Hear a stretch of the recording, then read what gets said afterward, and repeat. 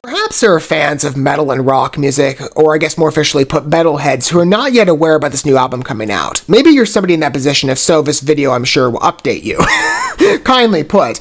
But maybe there's, one or two people, maybe even more than that are not yet aware about Demon Hunter's new album. Their 11th album at this point in their 20-year run, and it's quite an accomplishment on its own merits. I would imagine this particular track is going to get a lot of eyes, not only on its own credits, but on who it's bringing on. Again, on its own credits, it certainly deserves, praise and adoration. This being a new Demon Hunter release, I've been a fan of the band for a very long time. Of course, I'm a metalhead myself, but Demon Hunter in particular, I've been a fan for, I think, 12-ish years, somewhere around there in that 20-year run. I hopped on board about 8 years into their offerings, and I haven't been disappointed. I got their entire album library on my phone.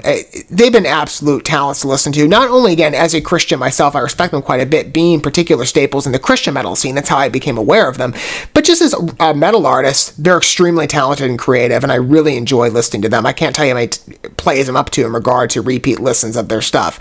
Absolute treat, and real, they've definitely left a mark on me in regard to their talent and their vision as artists.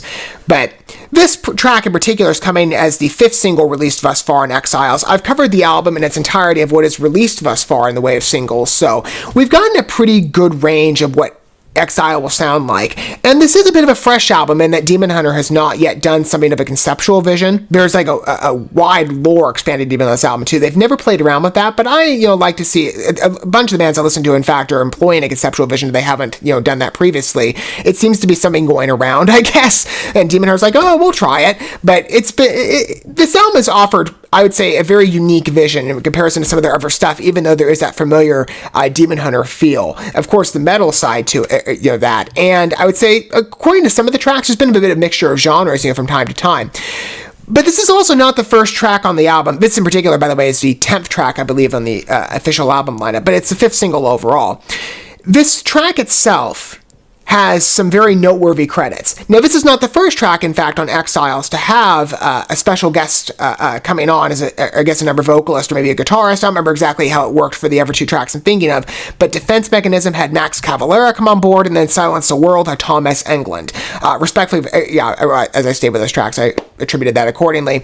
I have not listened to either artist that much yet, but with Demon Hunter, it was a good first introduction, so I'm going to look at more of their stuff soon on either side. But this track has the credits of Richie Faulkner. And some of you, of course, who are, very big on metal, maybe you came on this band much sooner than I did, are like, Richie Faulkner of Judas Priest fame. Of course, admittedly, I've not been the biggest listener to Judas Priest. I recently came on board with them, although I've heard at least some of the artists in regard to their talent. Their frontman, Rob Halford, who I absolutely love his voice, he did a special with special track with Five Finger Death Punch, where he came aboard. I think it's Lift Me Up, I think that's what it was called. Absolutely stellar track, and what a killer voice. I mean, no wonder Judas Priest is very well known. But in honor of this track, I'm kind of like, I've never really heard Richie Faulkner before, because I've never been a big Judas Priest listener, even though I've known about them for a very long time. And a couple of the other groups I listened to have, in fact, attributed them as an influence. The Letter Black, I can think of off the top of my head. They're also a very well-known Christian rock group, in my opinion, and they've been a favorite of mine as well. And, they've talked about, I guess, sporadically Judas Priest being an influential band to them. And of course, I'm sure many groups, are influenced by their work. In preparing for this video, I went and listened again. I just went on YouTube and typed in Judas Priest. Let me find one track or something. Painkiller? I love it. I'm so addicted to that song. It's just beautiful. And I definitely want to listen to more of their stuff soon. But Richie Faulkner is coming on board for Godless. So Judas Priest being a big name, and Richie Faulkner being, I'm sure, a big name within that, that's probably going to get a lot of people being like, I should listen to Demon Hunter if you haven't already. If so, like I said, I hope this video is a good first introduction to you. Because they've been, as I said, I've been a fan for a very long time, and I love covering music on this channel, and I love spotlighting groups that are as talented as Demon Hunter, in fact, and hopefully, maybe perhaps to someone out there who's like, I've never heard, their music, leading you the way of hearing some new talent that I'm sure you'll come to love. And music for me, in general, is like that. It's my favorite and preferred art form among many. And for those of you who follow this channel, I cover a wide range of stuff offered within the entertainment arena, namely stuff within the visual space. But music for me has always been the favorite art form. It's something that's been so close to me over many years. Demon Hunter as well. Like I said, their music has really impacted my life, not just on the creativity of the tunes, but just in their messages overall, what Demon Hunter has to share from an artistic vision. I've been very impressed. And Exiles certainly fits within that arena in regard to previous Demon Hunter releases. So, let's give Godless a listen, and it'll give me another chance to hear Richie Faulkner in his talents. I will say, with Judas Priest, Rob Halford definitely steals the show for me. Again, it's his vocals, but, maybe I'll hear, because, Richie Faulkner is the only one coming on board with this one. Maybe Rob Halford will jump up. I don't know. At some point, who knows? That'd be interesting to hear. Ryan Clark and Rob Halford. That would be quite the collaboration. Anyway, maybe they've done something maybe at one of their shows. I don't know, but wouldn't that be impressive? But let's give Godless a listen. And of course, as per normal with my music coverage, I will pull up the lyrics for your convenience if you want to read along with the message of the piece. I'm sure we'll talk about that more after, but I'm going to go ahead and cue this up and we can listen to the tune for the first time together. All right, here we go.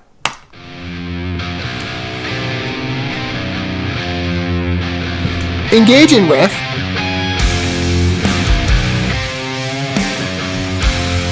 It's got a bit of a slower pacing than I was expecting. Maybe it'll mount out. Maybe, sometimes there's tricks in the introduction. We'll see.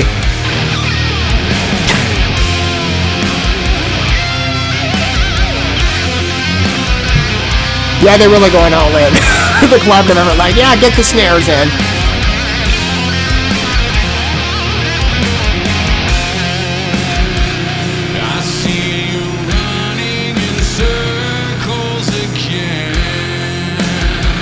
Definitely the more ominous tone.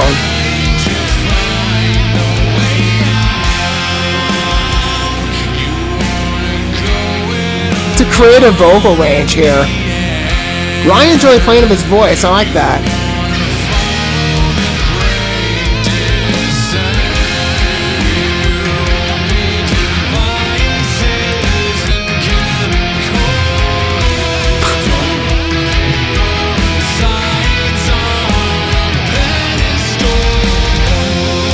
The arrangement's really catching my ear.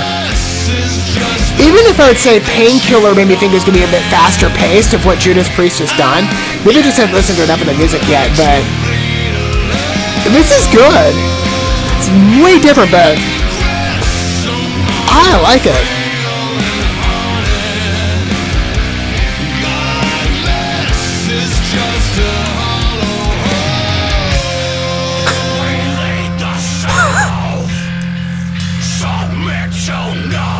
Oh, I like it. It's quite a good mixture. Like I said, Demon Hunter plays out with style pretty often.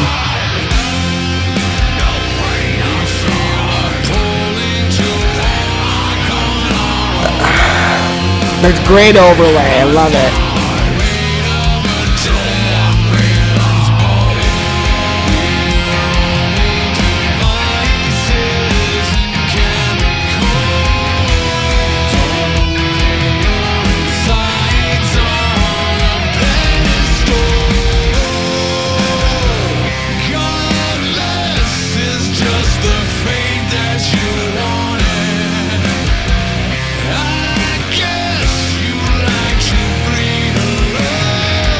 That's quite the line. The mix of those vocals, again, this really showcases Ryan's range.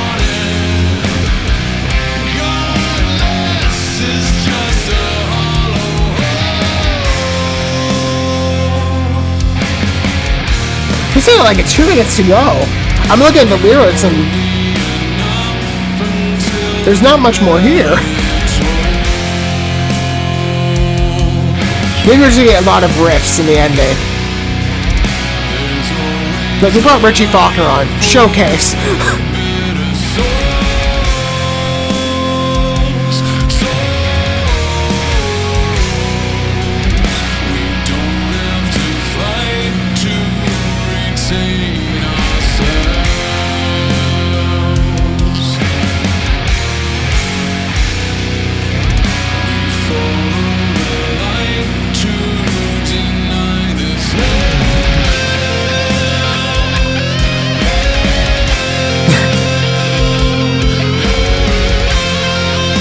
I like this repeat. I was thinking maybe he was going to end that verse and it was going to launch into the guitar solo, but It's a good blend, actually. It's unexpected.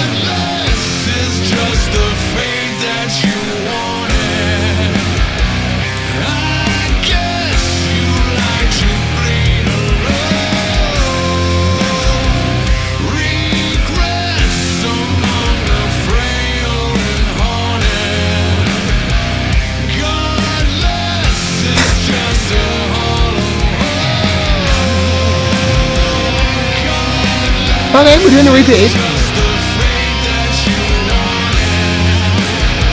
I guess in that 2 minutes of slower pace really helps to kind of make it just a longer play. It's good.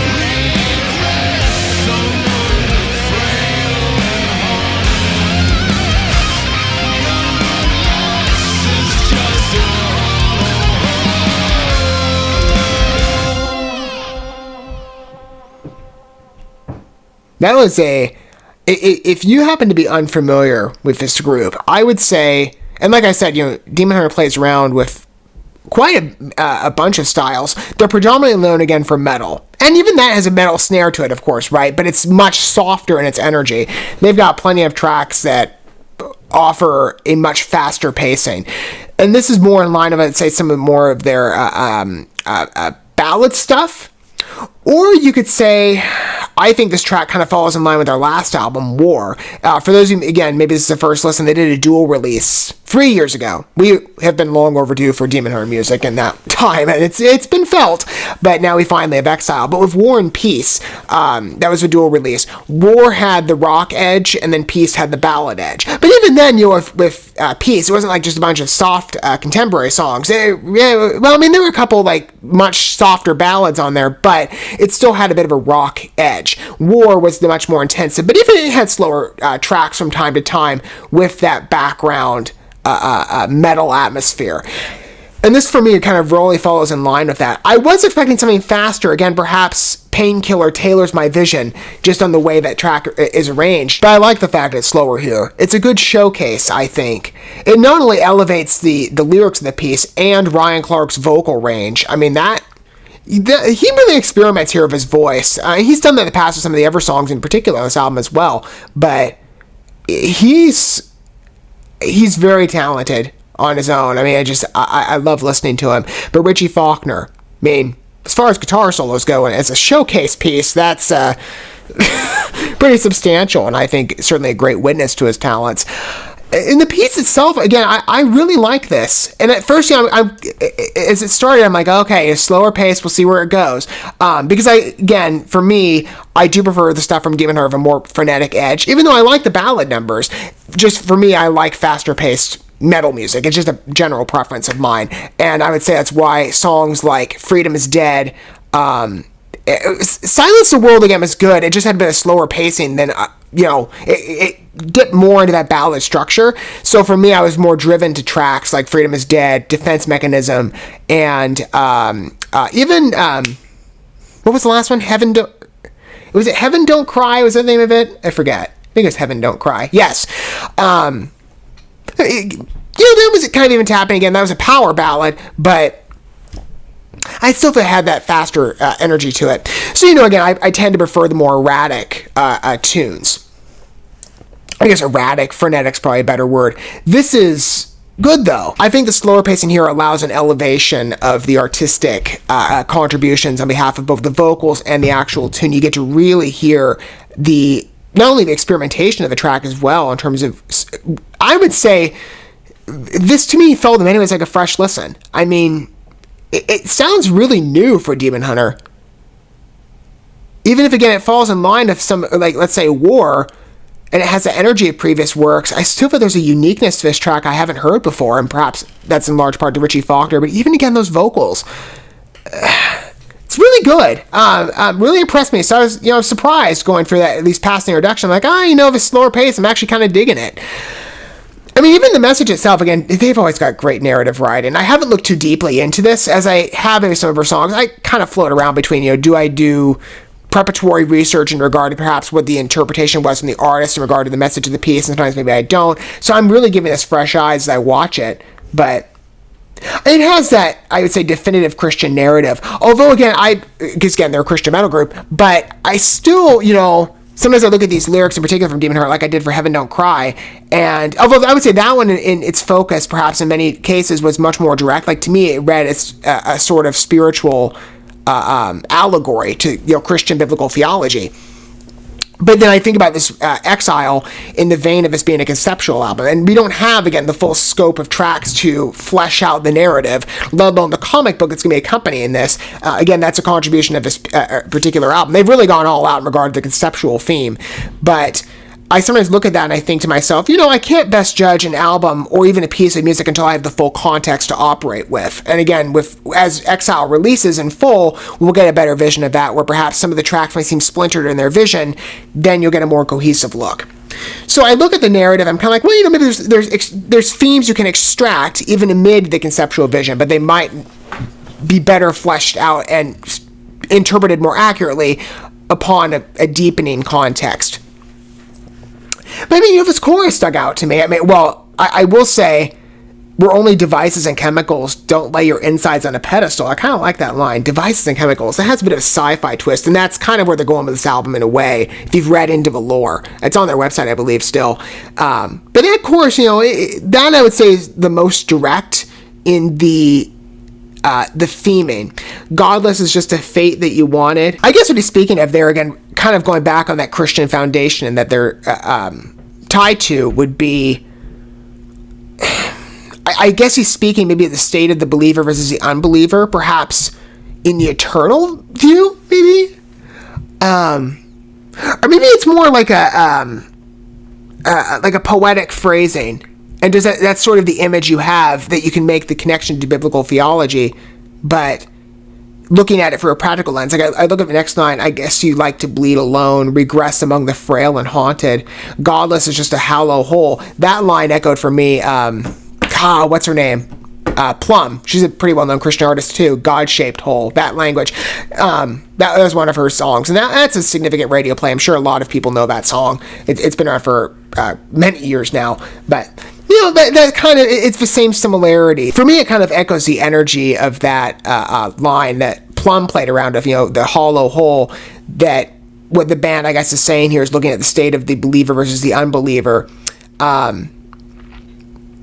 There's that feeling of voidness in life. I guess this does kind of speak to the practical. I'd say in an eternal view, this is, you could see the picture for that as well, being like, the end of all things between the believer versus the unbeliever, and those that, in that case, everybody does make a choice whether to follow or not, or to heed that voice and believe. But at the end of things, in the next life, that's the fate that the unbeliever chooses, right? To not accept that redemption, salvation, and refinement that's offered through God and Christian teaching.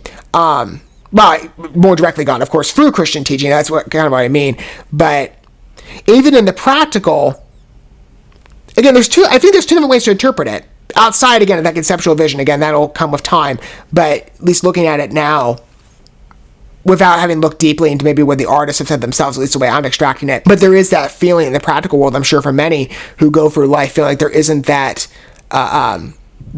purpose that spirituality and God more specifically offers. And so people will kind of walk through their lives with that emptiness.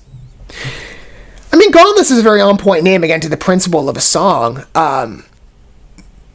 And again, with a song, I have to best judge it according to what the conceptual vision is with time. But it's a good piece. Really surprised me in how beautiful the orchestration is. And that verse in the middle, we lead the self, submit to none. I love how Ryan got some screaming in there. Again, this really does feel in the realm of War and some of those tracks, which are more aggressive. But Peace did not have... Again, Peace was more ballad-centered, but it didn't have the screaming. That was War, if there were any. But to layer that into like the slower, softer number, and to overlay it too in the following lines where he said, we feel appalling to walk on our own under the weight of a dead man's bones, and he's singing in that part versus the screaming of no greater Lord than I alone, we can't afford to walk below. I didn't even read that that portion of the lyrics in depth, but That's really interesting, actually. The lines...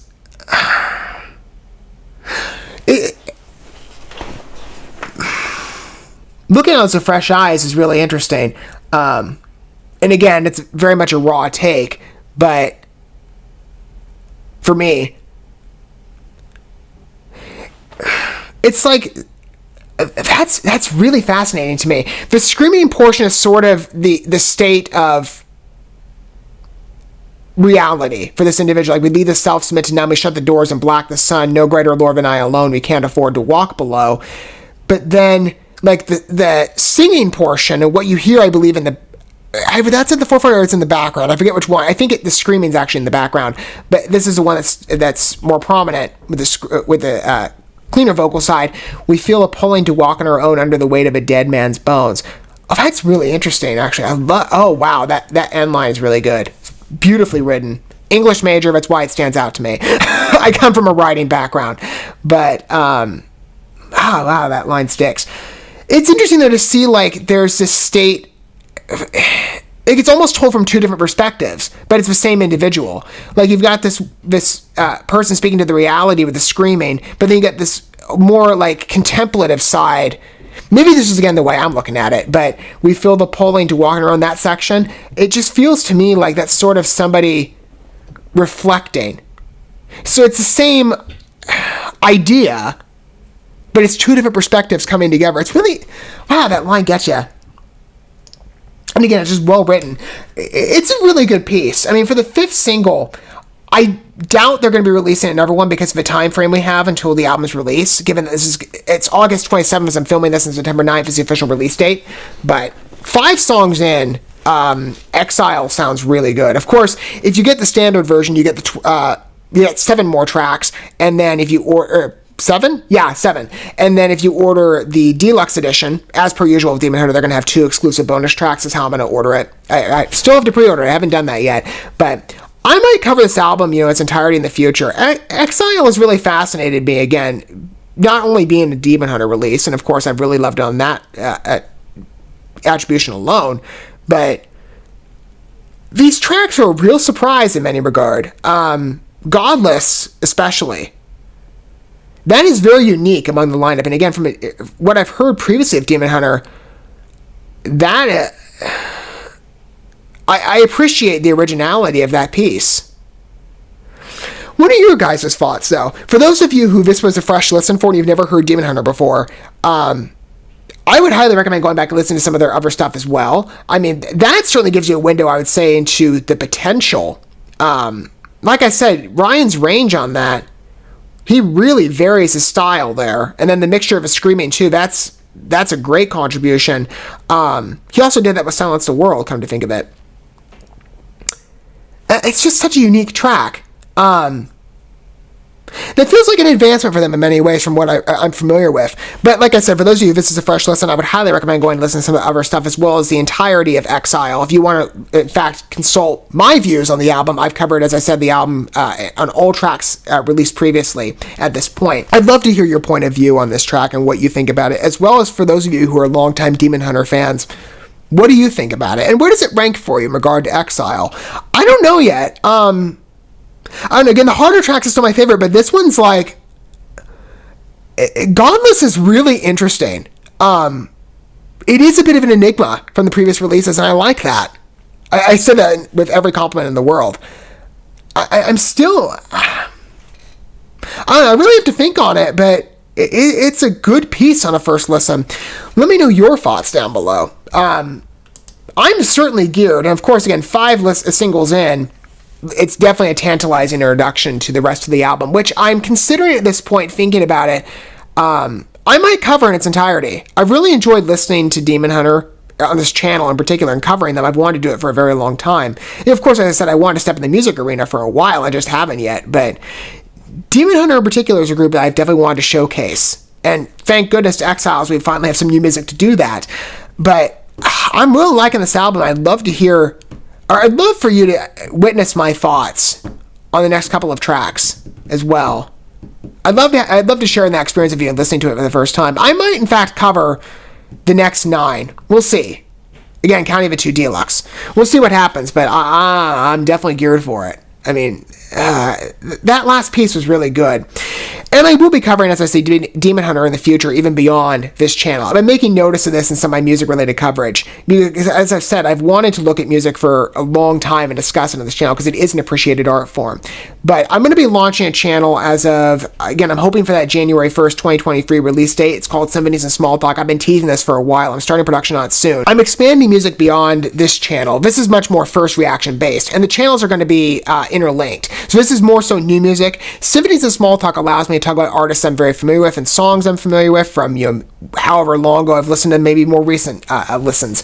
But groups like Demon Hunter and many other artists out there, I've got a wide range of talent I'm consulting in regard to, what artists I want to showcase, from very well-known established groups, maybe some even indie artists out there. There's a couple names I can think of specifically I've got on the list right now. But I won't be able to talk about music more deeply, songs that have not only impressed me by their artistry and just the overall tunes and the orchestrations of the piece, but even on a message level, songs that have really resonated with me and left a mark on my life or some sort of impact. Demon Hunter is a group I will be showcasing. I've got several tracks in mind, in fact, for plays I want to feature. Again, I think Exiles is going to be showcased on this, or Exile, it's going to be showcased on this channel, but I have already got some tunes in mind, like I said, from their past stuff that I can't resist talking about. So for those of you who perhaps want to get a deeper window of what I think of some Demon Hunter pieces from, years back, or perhaps, like I said, this may be a first introduction for you. If you want to enjoy some of their tunes with me, in fact, I would highly recommend keeping a close eye on that channel. Maybe, of course, subscribe to get yourself ready for it when it drops. Again, I'm hoping for that January 2023 or January 1st, 2023 release date. We'll see. I'm working on it. But if you want to enjoy Demon Hunter with me on a deeper level from some of their older stuff, I would recommend you keep eyes on that channel. As well as this one, like I said, I'm going to try, God willing, to cover the rest of Exiles. We'll see. But I really liked this one. A lot of things to think about with Godless. That's a very dynamic piece. Very different in many ways. I'm sure, in particular, because of Richie Faulkner coming on board, I believe that's the only song he's, in fact, been involved with, but I'm really taken aback by that. That feels very fresh in a lot of ways. Very similar Demon Hunter vibe, but incredibly unique.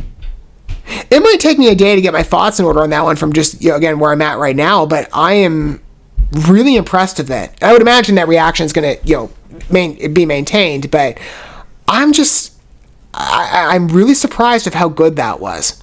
Very strong song from them, and I definitely would say one of the more stellar pieces, artistically speaking, especially in its experimentation on Exiles thus far. That's a track I will not easily forget about.